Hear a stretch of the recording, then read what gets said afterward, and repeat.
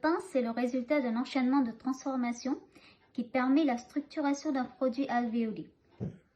Alors, la farine, elle contient des protéines, notamment les gliadines et les gluténines, qui ont la capacité de former un réseau, ce qu'on appelle un réseau viscoélastique. Alors, dans la cuve, on va commencer par mettre la farine et l'eau. Alors, l'eau doit être à une température qui est calculée. Donc là, on va avoir une température dans les 55-56 degrés. Alors, menu d'un crochet, on va commencer à pétrir notre pâte, mais à vitesse lente, qu'on appelle aussi phraser.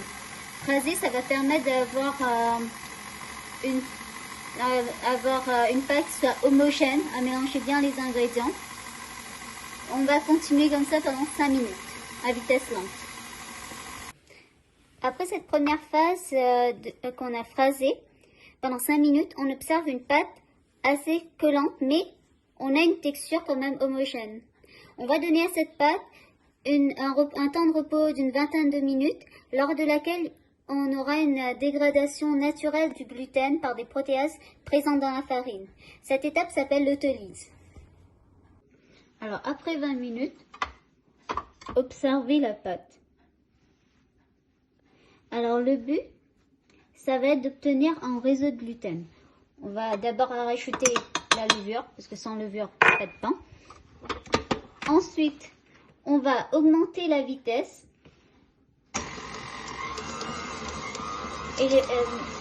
Afin de former notre réseau de gluten. Le réseau de gluten, c'est quoi? C'est le résultat de l'hydratation des protéines qui le constituent, notamment la gliadine et la gluténine, couplées à cette action mécanique. Alors rappelons-nous que la gliadine et le gluténine, c'est qu'en présence de l'eau que ça va former du gluten.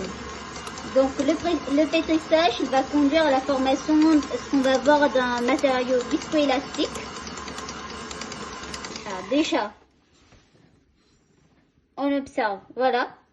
Là, on voit que le réseau, il n'est pas encore créé. Ça se casse.